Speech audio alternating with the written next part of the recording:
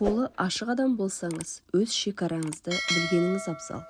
Себебі сізден алып үйреніп қалғандар да өз шекарасын білмей қалуы мүмкін. Жүрегі таза, мейірімді адам екендігіңізге күйінетін кездеріңіз болды ма? Бірақ олай етпеңіз, жақсылық ешқашан жерде қалмайды. Біреуге қаншалықты қадірлі екеніңізді уақыттың өзі көрсетеді. Әрбір нәрсе өз уақытында келеді. Бұл үшін сіз сабырлы әрі сенімді болыңыз. Сөзіне емес, амалына сеніңіз.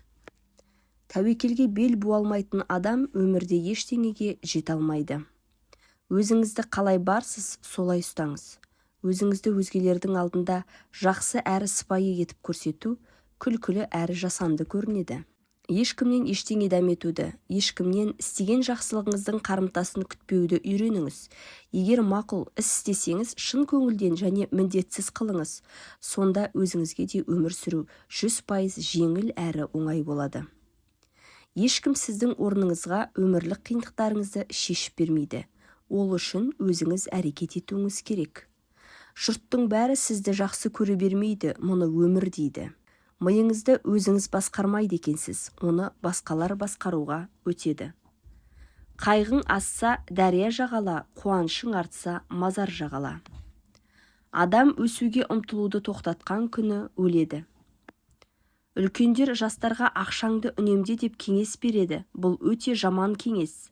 Ақшаны үнемдемеңіз, ақшаны өзіңізге инвестиция жасаңыз. Егер сіз қолымнан бір нәрсе келеді десеңіз, онда сіздікі жөн. Ал егер қолымнан ештеңе келмейді десеңіз, онда тағы да сіздікі жөн.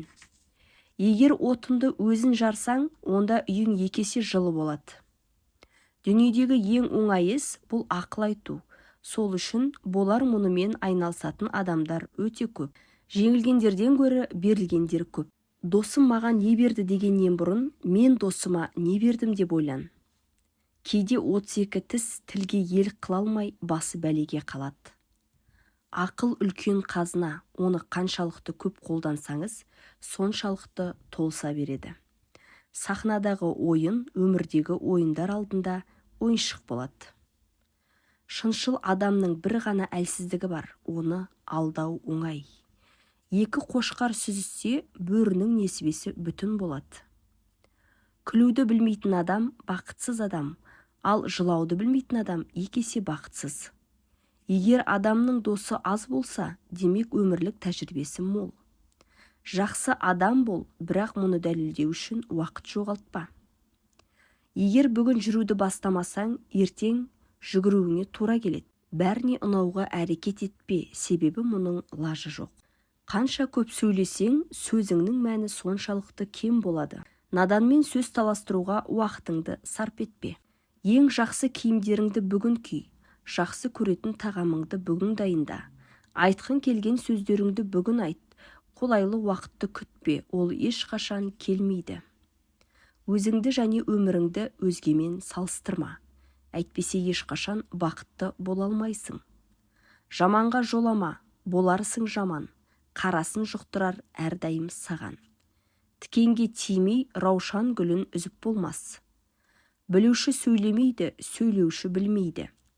Дүниеде әртүрлі ұрылар арасында ең жаман ұрылар ақымақтар. Себебі олар уақытың мен көңіліңді ұрлайды.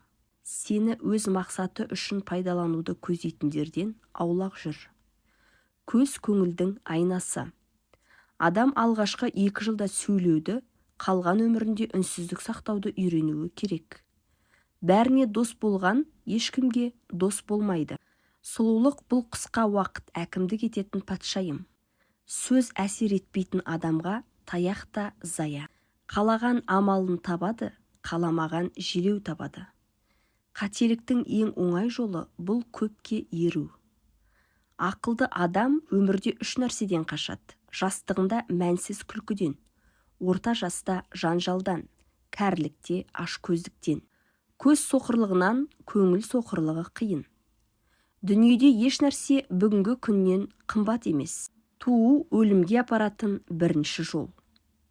Ақылды адам көпті білетін адам емес, өзін білетін адам. Құс тірі кезінде құмырсқаны жем етеді, ал құс өлгенде өзі құмырсқаға жем болады. Қаншалықты күшті болсаң да, уақыт сенен де күшті екенін ұмытпа. Нағыз ұлылықтың белгісі өз қатеңді түсіну.